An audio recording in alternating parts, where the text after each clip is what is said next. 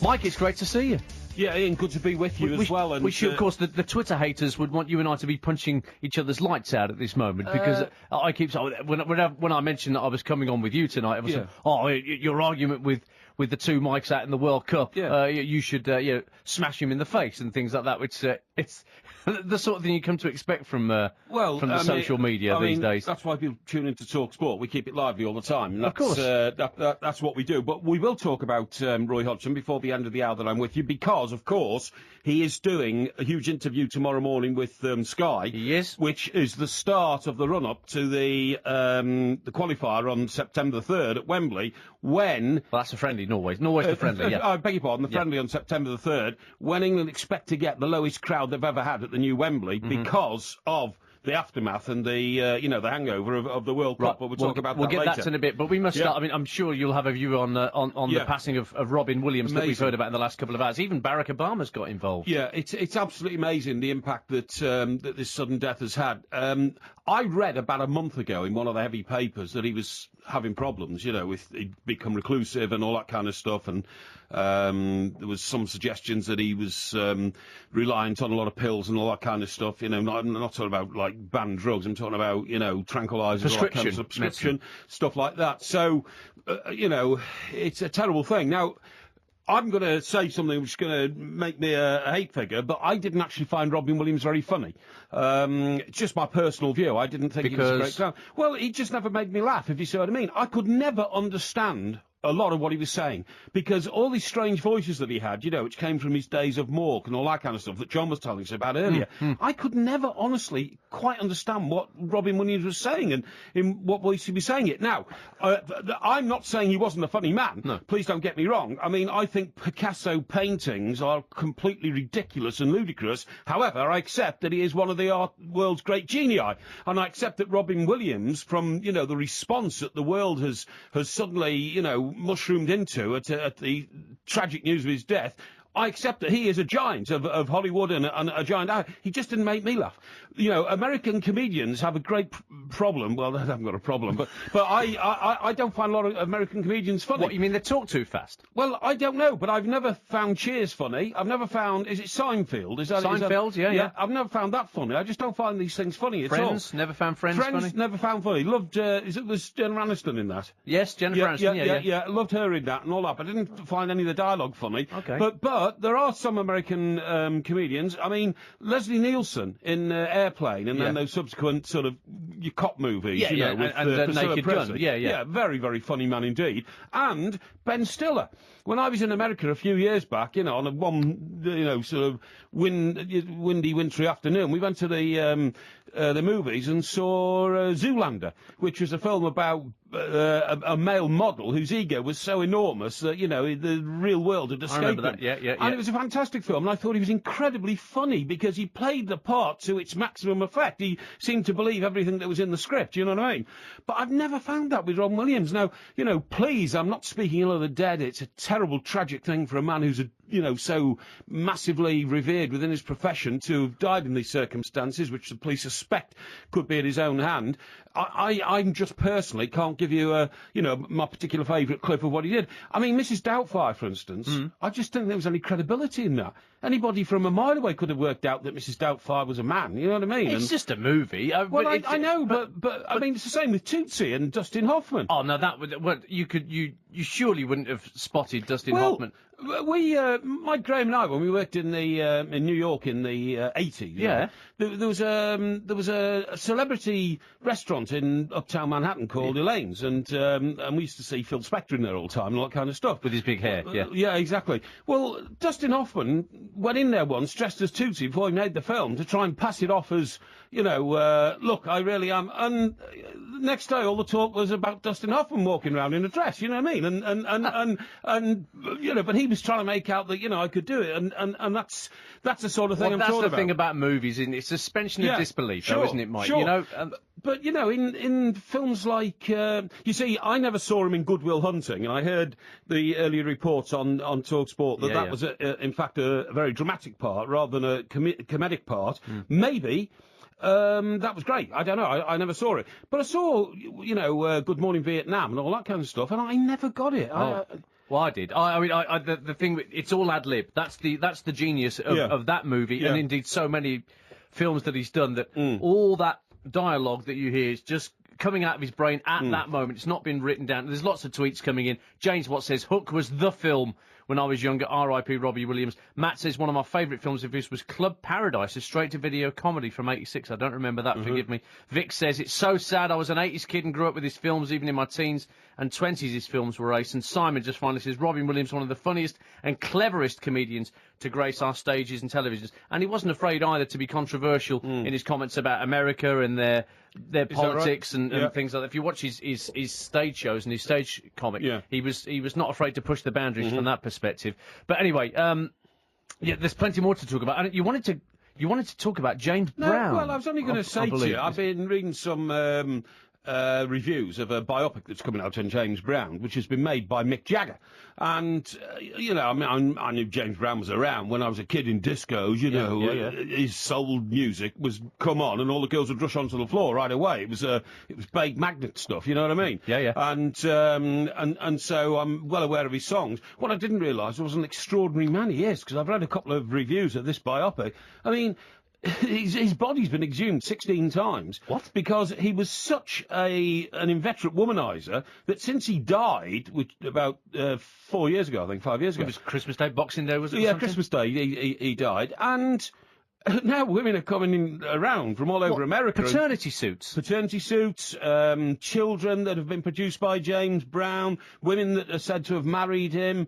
Unbelievable. And everybody's now making a claim on a $60 million fortune, which is increasing by about $3 or $4 million a year. And the point is that these claims can only be validated or whatever with DNA. So on one of the first exhumations, they cut both his legs off because they needed they needed the bone marrow from inside the bones in his leg, because obviously there wouldn't be much left. So they've just kept him handy because they knew more were going to come. Yes, that's basically it. And the wife he was married to when he died hasn't got a penny, because he, like a lot of us, he wrote a will years before he died and included all sorts of people in it, but not his current wife and his current child.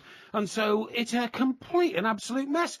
As with all these things, as with Elvis Presley and as with John Lennon, death is a good career option in terms of swallowing a fortune. Certainly for Michael Jackson, who turned around a deficit of $450 million into a positive of $1 billion since he died. Amazing, isn't it? To me, there's nothing admirable in being a dead legend in music when it comes to things like that. But Mick Jagger's been producing this biopic. He's put it together, yeah. I mean, I don't think he actually produced it on the floor and all that, but it was his project. Lest we forget that you once were Mick Jagger. Well, Jogger. With the Rolling Clones, wasn't it? Absolutely. Painted Black, a big hit. Absolutely. Sold more copies of that than I did my album, so, you can... It got into 64 in the charts. You see. And was heading up, except that we couldn't get them out fast enough. In those days, it was all videos. And we had to post out thousands and thousands of videos. We should have gone to a record company and said, there's a contract to do it. But we didn't even think anybody would be interested. But anyway, there you go. Well, that's your singing career. In one moment, you could have been a soul singer, couldn't you? Not really. I don't really get soul, to be honest. Just in nightclubs, it seems to make women want to dance. Given James Brown's lifestyle, it would have been the ideal way to meet the future Mrs. Parry, wouldn't it? If you'd been that way inclined. Mike Parry is with me for the hour. Plenty more to talk about and discuss. 08717 223344 for your calls. You can text us 81089. Emails to the website for free, talksport.com. And our Twitter feed is at TS Extra Time. We're here till 6 a.m. taking you through the night on TalkSport. 1, 2, 3, 4. Get up, get on up. Get up, get on up. Stay on the scene. Get on up like a sex machine. Get on up. Get up, get on up. Get up, get on up. Stay on the scene. Get on up like a sex machine. Get on up. Get up. TalkSport Extra Time, Ian Danter and Mike Parry alongside me this morning. 08717 223344 if you want to join in with the debate at any time. You can also text us 81089. Emails to the website talksport.com. Mike, let's talk Roy Hodgson. Yeah, we might as well, because the last time we spoke, we were both on very differing sides of the fence with regard to Roy and his future. As I suggested at the time, the FA weren't going to make a change. They haven't made a change, and we now have a But is that right that they haven't made a change? Well, who was out there that could logically come in and replace him at this point? There weren't that many names that were pushing to the forefront, but I think the problem, if you go back, Fabio Capello, Sven-Göran Eriksson. That to me was a crazy point because he didn't speak English. No. I had lunch with him 2 or 3 times, not personally, but, in company of others. Yeah, of course, and he always brought an interpreter with him. Yeah. I mean, how do you communicate with your players if you can't communicate with the old, the fourth estate? You think Fabio, Steve McLaren, Sven-Göran Eriksson, all good coaches and have great reputations of the game, and they couldn't solve the problem that is England. And Roy Hodgson's finding it difficult to solve the problem that is England. I think the point I was always trying to make, Mike, was it lies deeper than simply who's in charge and who's at the top of the trough. I agree. Have you noticed there's a bandwagon now starting behind Glenn Hoddle? Because Glenn Hoddle is now subject of speculation that he's going to QPR to join Harry because Harry's knee is gone. Harry can't get out on the training ground, so he's going to take Glenn Hoddle on to do that. And that's what Glenn Hoddle's best at. Glenn Hoddle's not great man management because he regards everybody around him as being inferior in terms of their football skills. Yes. But in showing people how to do it and using his football brain on a coaching field, I'm sure he's very, very good. Now, if that's the case, that bandwagon will start to roll. Glenn's back in a tracksuit, you know what I mean? And then, you could see him being part of the England setup in the future, if not being the England coach again, because he went for really bizarre reasons last time. So all that's building up. Now, just reading a report that's going to be in this morning's papers, what day is it? Tuesday, that's right. Yeah. Now, let's just listen to this. You would imagine the FA were intending to re-empower their international committee, which used to be responsible for hiring and firing the England manager, judging by its new-look membership. The revamped committee, chaired by Arsenal's Ivan Gazidis, includes Football League Independent Director Richard Bowker, Notts County's Jim Rodwell, Crystal Palace's Phil Alexander, Sunderland's Margaret Byrne. But it goes on to say, yet the committee hasn't met since March 2011. So the whole thing is changed. What's this committee's job? This is the International Committee. Yeah. Now, this is a committee of councillors whose job is to look after the international side of the business. Because, as you well know, the FA has to do everything from grassroots to, the full international time, organised tournaments, all that kind of stuff. Sure. And they used to have an international committee. Do you remember when Terry Venables left? That was down largely to a guy called Noel White, who was a big number on the international committee. And he was chief exec or chairman of Liverpool. He didn't like Terry and didn't like each other. And as a result, Terry left. That's how influential and powerful the International Committee used to be. Yeah. But they're not anymore. It's now down to Club England. And that's, the guys at the top who run both the FA and the international side of it. And some think that that's really too much responsibility. Personally, I don't. Adrian Bevinson's a member of it, and I think Bevo's an excellent football administrator, and we're in good hands there. Well, exactly. And Bevo's now got himself on the board, having just been the communications manager who's moved up the ladder. He is head of Club England, as you quite rightly say. But, you wonder whether there should be you wonder whether the guys at the top of the FA are not necessarily football people by heritage, if you see what I mean. I mean, Bevo started as a press officer at Middlesbrough. He's always been in football. But I'm talking about people who run clubs and players who've now turned into administrators, all that kind of stuff. Well, Trevor Brooking's gone, of course. He's now left his position, absolutely, isn't he? And he was really the last link between what you could call a great England footballer and those managing the game at the international level, you know what I mean? Mm-hmm. And so you just wonder, I don't know whether the whole thing is going to be revised. Now, I mean, the other thing we've got to remember is, as we were talking just off air there, playing Norway on the 3rd of September in a friendly. Yeah. And England have braced themselves for the lowest crowd they've ever had at New Wembley International. What are we talking about? In terms of an attendance, what have you heard? They've only sold 10,000 tickets so far. Right. And the previous lowest gate is about 57,000. Mm-hmm. So they're going to struggle like mad to get up there, even though they get a good walk up on the day. And, and part of Roy Hodgson sitting down and talking to Sky tomorrow is part of the drive to generate interest in the game. But it's a friendly. Well, it's a build-up because we've got Switzerland the following Monday in Switzerland, 8th of September. It's one of these strange international weekends we now have where the games are spread over 4 or 5 days, Friday and it's all at the Tuesday behest of the two competing nations as to when they want to play it. And I'm sure the TV companies have plenty to say about when those games go ahead. I still can't.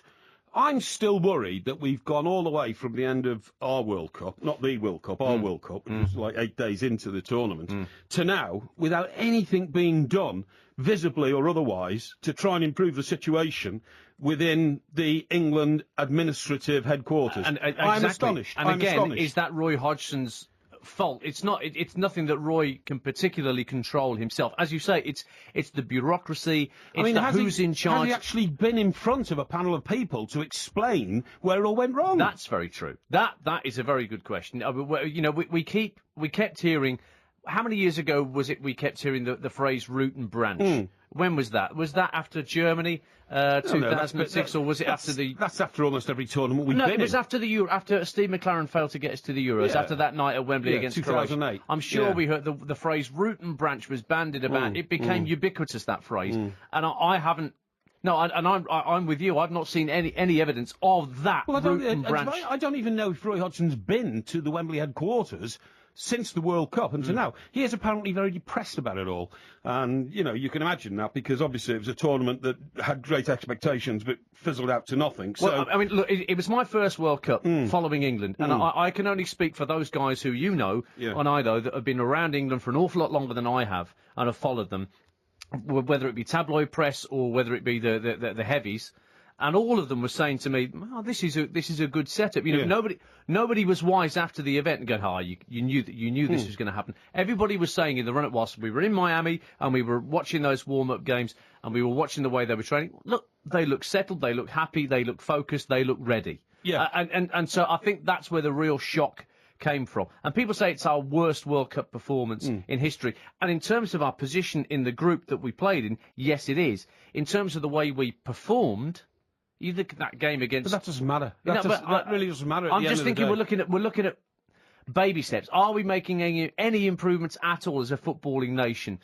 We are slightly, maybe not at the rate we would like, because we're so far behind everybody else. Are we making improvements? I don't know about it. When was the last time you saw a goalkeeper like Joe Hart thumping a ball out from hands downfield, and sort of 80, 90-yard fight ball? It doesn't happen anymore, thankfully. No, but you've got to prove that whatever is happening does work, and at the moment it doesn't work. I mean, see, I have so much admiration for the German nation. Not only did they go into South America and win the World Cup, but Angela Merkel rang up Mercedes before the competition and told them to prepare a big truck, right? Not a coach, not an open-top coach like everybody else, but a Mercedes truck, tailor-made and designed to accommodate 40 people on the top and a space at the front for the World Cup trophy, and let's have a bit of confidence in what we do. But if we'd done that, if I don't know, if we got in touch with Vauxhall, if Vauxhall, who were the England team sponsors, had been said, build a truck, the word would have got out. Look what we built. Look how... Yeah, but that's because we had no chance of winning it. The Germans knew that they did. And the Germans, of course, started looking at what was going on there way back in 2004. Do you remember in Portugal, they had a disastrous competition, didn't get through the qualifying stages? It was in 2000, it was before that, wasn't it? Yeah, it was, yeah. But in between time, they won a World Cup. Yeah.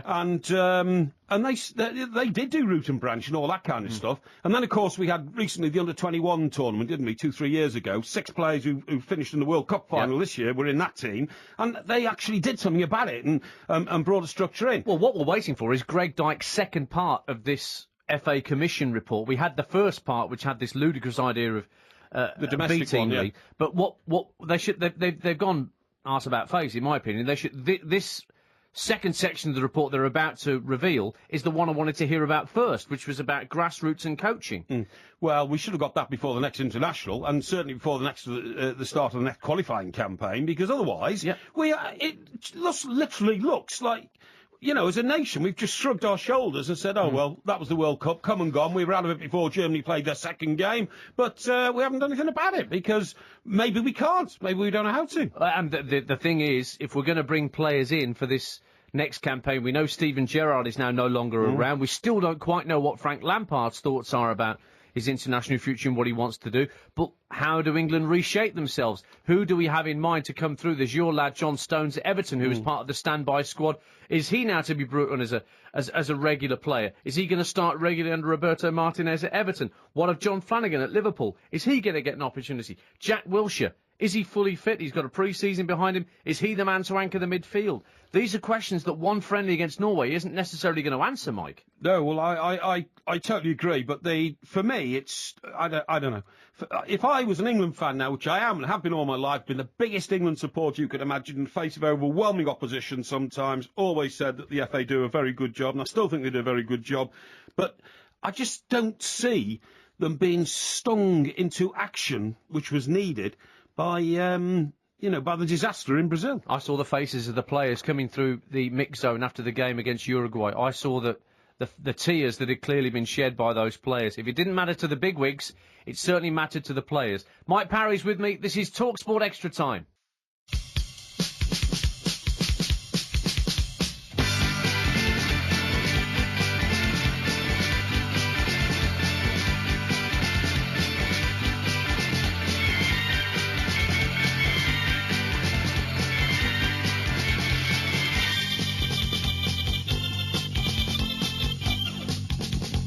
Extra time on TalkSport. How you doing? I'm Ian Danter. Just gone 2:30. Mike Parry is alongside me here. 08717 223344 for your calls. You can text us 81089. Emails to the website at talksport.com. Now, Mike, we have a message for you. Oh, yes? A chap called Michiel Jongsma, who's one of our Dutch football correspondents. He was speaking to Mike Graham on the show last week. Yeah, but I mean, when you speak to Mike Graham, frankly, you're not too sure who you're speaking to or what level of intelligence you should be speaking. Yes, but I mean, let's talk about the intelligence of the gentleman in question. Oh, well, no question about his intelligence. Well, I'm talking about Mike Graham. This is where we're going, because you have your pronunciation of the Manchester United manager, which is Louis van Gaal. And this is the message from Michiel Jongsma about how he believes the manager's name should be pronounced. This is a message for Mike Parry. Louis van Gaal. Yeah, well, that's what I said. Yeah. It's just that my pronunciation is extended because, of course, I'm a student of languages and I know that you have to roll those vowels to get the proper impact of the name. So Louis van Gaal? No, Louis van Gaal. Gaal? Yeah, okay. Absolutely. Louis van Gaal. Yeah, well, sorry. Louis van Gaal is the Louis van Gaal. is the way you pronounce it in this country. But You anyway, spent years trying to convince us all it was Jermaine Defoe rather than Jermaine Defoe. Anyway. Talking about Louis van Gaal, have we noticed, or has it just gone Louis van Gaal. Has it just gone under the radar that Sir Alex Ferguson has not been in evidence once, has he, since Louis van Gaal tipped up at Manchester United? Now, that's including an American tour, where, of course, Sir Alex Ferguson has an uptown apartment in Manhattan, and no sign of him whatsoever. Either when asked, would you be meeting Sir Alex Ferguson? He said no. He said we're here. He's overseas somewhere else and all that kind of stuff. And all I'm saying is, what does that say to you? Well, what it says to me is that one of the initial errors at Old Trafford, which I pointed out to everybody and said this is going to be a disaster, was Sir Alex Ferguson sitting up there in the main stand right behind David Moyes, almost like, his eyes were burning into the man's back like daggers. And I mean, I know he was his biggest supporter and that he nominated him for the job, but then he gave him no breathing space to get into the job. The emperor in the Roman Colosseum, the thumb up or thumb down, wasn't it? Yeah, well, particularly when the TV camera was panning on to Sir Alex shaking his head like, this isn't very good, is it? And all that kind of stuff. And of course, you've got to look at the relationships and the personalities between, as you quite rightly just said, the master and his apprentice, or a master and a master. And that's what you've got now. Louis van Gaal hasn't got a track record as good as Sir Alex Ferguson's in terms of domestic football, certainly, although he's obviously won his Champions League with Ajax, hasn't it? But the point is, Louis van Gaal has made it absolutely... Look, this is getting irritating, fellas, my train of thought is now... To be fair, he's getting it right now. To be fair, boys... No, I just keep saying Louis van Gaal like that, so they won't play that... All right, I'm going to call him Louis van Gaal, then it gives you a reason to do it. Anyway, point of the story is that Van Gaal has clearly said to Manchester United, I just don't want this guy around. Now, that makes complete and utter sense, and in fact, that's what Sir Alex Ferguson should have done in the first place. He should have literally said, Davy Moyes, it's your empire now, son. I'm going to take a sabbatical for 12 months. I'm an ambassador for United. I'm going around the world, going to spend some time in my flat in Manhattan, and I'm going to go and race my horses. Did this happen with Sir Matt Busby when he left things behind? Did he stay around too long? Yes, he did, because the man who took over for him was his deputy, wasn't it, Wilf McGuinness, whose hair literally turned white in the 12 months that he was the Manchester United manager. It went from black to white. Right. It went from black to snow white. That's how much the pressure got to him. And it ended up, of course, with Manchester United being relegated 3 years later. When Dennis Law with the back heel. Unbelievable. A team with those sort of players in it going down. But where it did work... And this is probably one reason why Liverpool are the most successful team England have ever had in Europe, with Bill Shankly. When Bill Shankly quit, the people running it then, Peter Robinson was a very big member of the Liverpool hierarchy in those days, the former chief executive, man I knew well, and devastatingly good football official. He just suggested to Bill it wouldn't be a good idea to come around anymore. He said, all right, well, I'll just stick to the training ground. No, it wouldn't be a good idea if you go there either. Or why not? Because, of course, Bob Paisley was taking over. And the players must not be under any confusion as to who's the boss. He said, OK. Now, it so happened Bill Shankly lived quite near Everton's training ground, which is called Belfield in those days. So every morning you could find Bill Shankly playing five-a-side football with the Everton players during training. Seriously. But it got worse than that. When Liverpool then, commenced on their amazing European campaigns, because they never won the European Cup under Shankly, but they did under Paisley, he was never invited to any official party that travelled out to any European game. On the one occasion when he was sort of allowed to be on the periphery of it, they put him in a hotel different to where the Liverpool team was staying, different to where the officials were staying. Nobody turned up with a car to pick him up and take him to the game. But they just said, now you're out. And, of course, it's widely believed, within about 6 months of Bill Shankly quitting, he actually regretted quitting and wanted to come back. Too late then, and it was all over. Do you think Sir Alex Ferguson might have had similar regrets? No, but I think he'll have had regrets about the way he handed it over to somebody who clearly wasn't qualified to do the job, and it was so authoritarian, nobody bothered to question him and say, but, David Moyes hasn't actually really done anything in terms of football at your level. I mean, so, look, when you look at the personalities, when you compare David Moyes with Louis van Gaal, there is no comparison.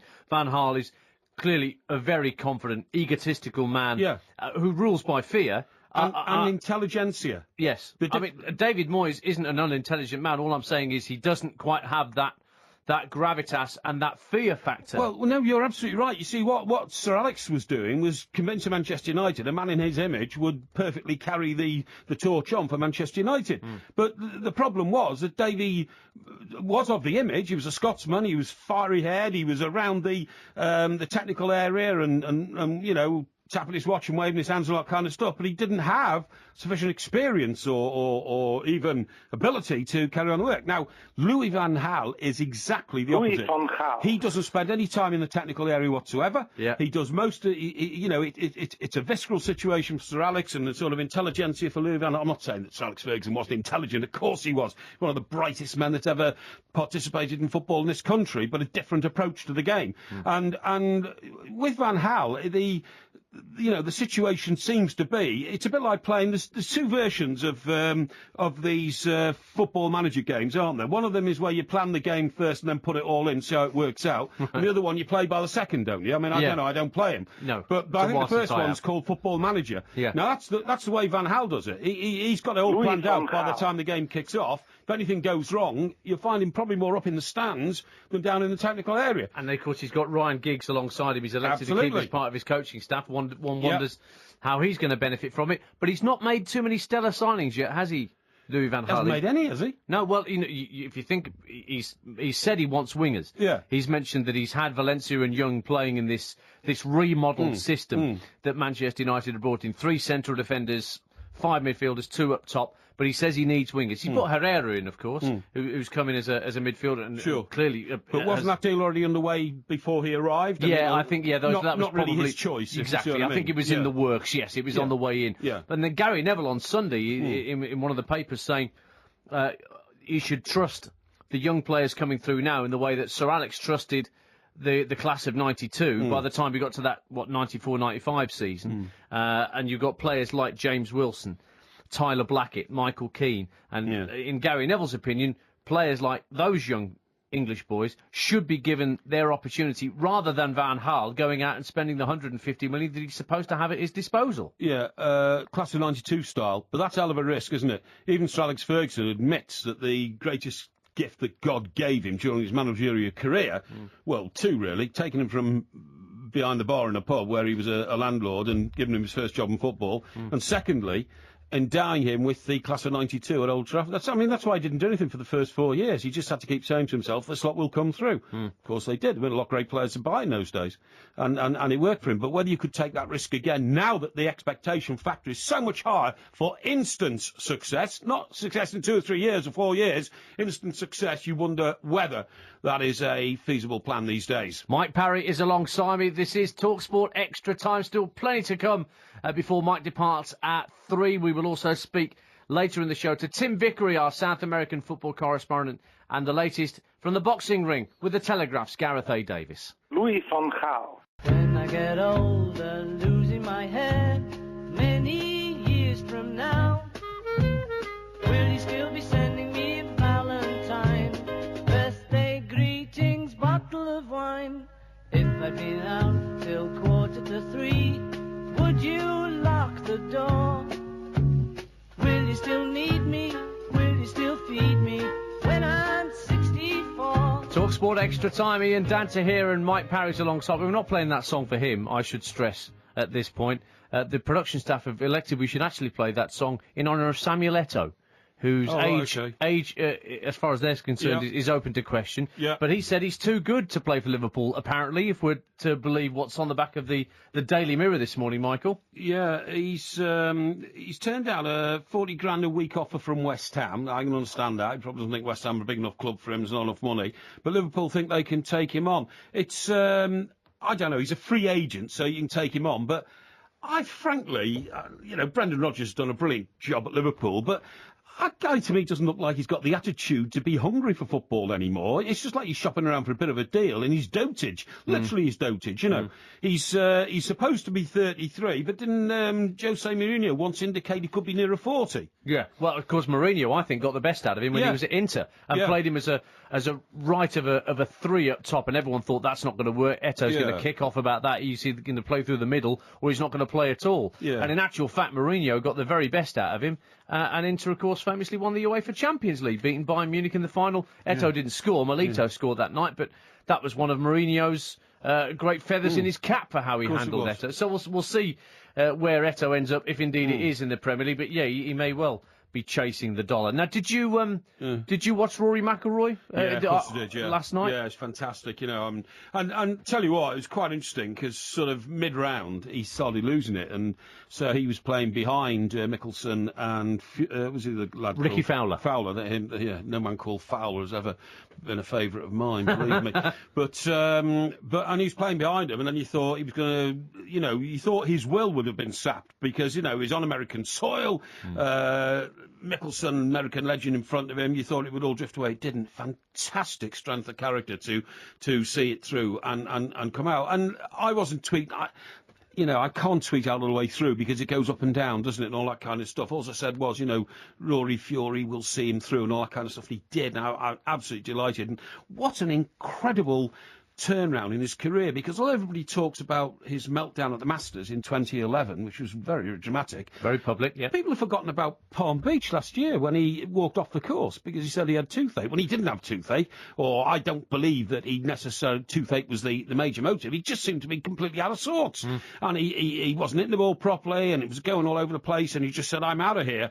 And the toothache story came out later. I'm not saying that he made the toothache story up. What I'm saying is that it's a sort of thing probably he'd have played with had he been in a better mood. And when you come back from that, which was such a devastating moment for a man of his age in such a high-profile career, and do what he's just done. As he said at the start of the summer, I didn't expect all this. Well, you wouldn't really, would you? No. Holding the Open Trophy claret jug in one hand and the USPGA in the other. Did well, didn't he, to catch the lid when it fell off? It's a huge trophy. It is, massive.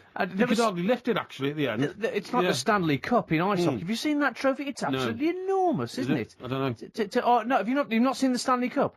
It's the size. It's like the biggest wedding cake you've ever seen, and then there's another couple of wedding cakes shoved on top of it for good measure. The poor captain of the ice hockey team that wins that, he can't pick it up. In fact, there was some trophy that was offered yesterday. I think it was Malaga and Fiorentina played some sort of friendly yesterday, and the trophy that the captain had to lift there, it's just when you think about the Ashes, this tiny little, the tiny little urn, or even the Open Championship. The claret jug's not exactly the biggest trophy. No, it's not. No, and the Ashes doesn't get moved around anymore, does it? They don't move it. No, it's just some sort of totemistic thing. He was absolutely terrific. It's the end of Tiger now, isn't it? It's got to be. I mean, in a sense... Tom Watson was saying he's still considering him for the Ryder Cup. Well, I know he is, and that's a case in point. But, I mean, I'm not dismissing Tiger. He's finished now and all that. What I'm saying, I think his body's just completely knackered. If it's not his knee, it's his back. If it's not his back, it's his, his shoulder or something like that. Again, this goes I think back he's just done himself in. This goes back to what you talk about with footballers nowadays, that sportsmen now are trained and they work out and they get to such a level of fitness that their body is right on the ragged edge of every time of snapping a tendon or slipping a disc or straining something, because they're at such a zenith of fitness that the pushover to being unfit and being injured is so much quicker and so much more instantaneous than it used to be. I was quite surprised to see the way that Gareth Bale's bulked out, because I know it worked for Ronaldo, and, he's obviously, world's best player. But it didn't work for some Premiership players when they tried it. And the problem is, if you get an injury like a knee or an ankle or something like that, then you're always tempted to get in the gym and try and improve your upper body strength. Well, they said that with De Gea, the Manchester United goalkeeper. Exactly. That he looked too and he clearly been on the weight. And then you put too much weight on, and you suddenly really... You've unbalanced your body, and where you used to be a nippy little winger and you could trick your way around a fullback, so you can't when you're bulked up, because you're sending messages all the time about which way you're going, all that kind of stuff. And for a lot of players, it doesn't work. So, it'll probably work for Gale, who's just come back to Cardiff. Yeah, Bale's back in the fatherland tonight, isn't he? Because Real Madrid play Sevilla in the UEFA Super Cup. What a weird location, Cardiff, eh? Well, for them, I mean, it's normally Monaco, isn't it, that they play the Super Cup, isn't it? Really weird. The stadium on top of a car park. Well, there's another weird stadium for the Monaco one on top of a we went there multi-storey car park. Chelsea played when Tinkerman ruined the night. Oh, Ranieri, putting on 5 or 6 different players. And changing them all around, telling them where to play and all that kind of stuff. So it's in Cardiff tonight. Gareth Bale and James Rodriguez, I'm sure, will play for Real Madrid, one of the major captures. What an enormous array of talent Carlo Ancelotti has to pick from. Talking of enormous talent, I know you wanted to talk to me about a campaign behind one of our dearly loved footballers from my neck of the woods. Yeah, it is from your part of the woods. It's Jeff Astle, of course. So, he's a West Brom legend, Black Country. Got a couple of mates who support West Brom, and I always enjoy going there. I like the Hawthorns. It's West Brom's a size of club where it's professionally run, but you can still call it a family club. And, you love walking down the corridors there and seeing all the pictures right the way down the corridors, all the, West Brom legends and all that kind of stuff. I love all that. Well, they're building a statue for Tony Bomber Brown, who's a guy I've known for many years. I've worked with him, done commentaries with him. Record goal scorer, but a more humble man you couldn't wish to meet. And I'm so glad that they're making a statue in his honour. Excellent. Is he still alive? Pardon me. Yeah, he's still working in local radio as a commentator in RBN Games, and he's just a delight to work with. And his passion for the game is still there. And actually, Tony would have been around at the back end of Jeff's career at West Brom. You think about 68. 68 was the cup final. Beating Everton. We got beaten 1-0 in extra time. You did, and Jeff Astle was the man that day. Ball came back off Gordon West's chest, and hit it second time with his other foot. I think he hit it left first time, right second time. Whizzed into the net, and then we lost 1-0. And it was against the run of play. But Jeff Astle, the Jeff Astle story these days is about his heading and how he died. Now, I've got a lot of sympathy for Jeff Astle's family, because they're clearly very, very passionate about this campaign. Well, his daughter Claire has been at the forefront of it. Definitely, but I'm not too sure exactly what they're trying to achieve, because, sadly Jeff Astle's now gone. He had apparently some dementia problems towards the end of his life, right? But you get dementia these days for an awful lot of reasons, which don't just include heading a football. Now, Dixie Dean, who is the all-time record goal scorer in the English leagues, 380 goals nearly, scored half of his goals with his head. Now, Dixie died of complications, smoking, he had a leg removed, which was gangrene, all that kind of stuff. But he'd never had any mental problems whatsoever. I met him once because he took over a pub in Chester called the Dublin Packet. Can you imagine that as a kid of about 8 or 9? You're going to see this legend, Dixie Dean. And his dad had been 60 goals in the season, whatever it was. That's right, in 1928. And there was nothing wrong with his head. Tommy Lawton scored a lot of goals with his head. No reports of him having problems. Since then, Malcolm McDonald has scored a lot of goals with his head. Now, all I'm saying is that what the Astle family seem to want, and by the way, you've got to admire them for wanting to fight for a legendary footballing name like Jeff Astle. They seem to want recognition from the FA that football caused their father's health problems. Well, they've had a meeting with Greg Dyke, I believe, this past weekend. The drive to get this campaign noticed has clearly it's gone up a gear because they've gone to meet Greg Dyke, of course, head of the FA over the weekend. Their campaign is gathering more and more pace via social media, and presumably, they believe they have enough. And they've collated enough medical evidence together to support their claim that his but can it ever be proved that he was heading a football? Well, this will be seen as a test case because it's the first of its kind. We've never heard of it before. And Claire Astle, who's been in touch with me on social media and asked for my support and asked me to retweet a few things that she wants awareness out there about what she's trying to do. And I've happily done that because I think this needs to be talked about, whether it's proven to be right or not. I think that it needs to be brought up. What I'm saying here is, Ian, are they looking for the banning of the heading of a football in a football match? I mean, well, footballs, of course, in the 1960s were much heavier, and of course, in rainy conditions they would soak up the rain. They'd be even heavier, wouldn't they? Cannonballs. Now, of course, the footballs today are thought to be so light. They're almost comparable to the footballs you play with on the beach. The Wembley Trophy. Absolutely. So this is what I'm saying. I don't quite understand what the Astle family punitive damages going back. I don't know. Well, maybe that's what they're after. I'm sure that can't be the motive. I'm sure it can't just be that we want punitive damages for my father's death or something like that. I think what they want is they want to be able to say that perhaps Jeff Astle gave his life for football, in the sense that, in the end, when he died and dementia was part of his, of his illness towards the end, that was because he dedicated his life to football. Perhaps they want it as that sort of recognition. But you can't, even if the footballs were still as heavy today as they were in Jeff Astle's day, you couldn't possibly consider a partial banning or a banning on heading a football. There is some talk about not letting young kids head footballs, in games that got to be played on the floor only, and you mustn't raise it. But how can you do that? Heading a football is a very rarefied and exceptionally useful skill. But there is this game called futsal that was very big on South America. There's a great advert for Nike with Ronaldinho. It became big in continental Europe, and it's just starting to break in this country, where you play with a ball that's not only smaller, Mike, it's indoors, like five-a-side. You play indoors with a ball that's not only smaller, but it's heavier. And it's a ball that you would find difficult as a 7, 8, 9-year-old to actually get up to head height.